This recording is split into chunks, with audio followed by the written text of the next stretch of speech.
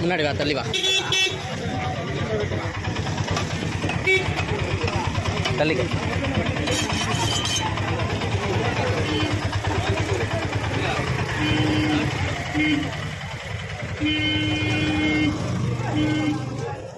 மோனோட கிடந்து பாரு எப்படி கட் பண்ணாங்கன்னு பாரு.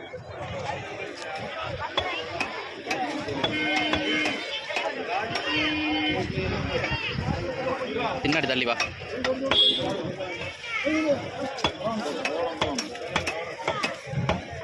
आराम से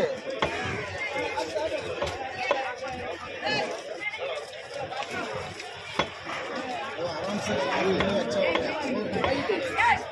करने के फायदा नहीं है।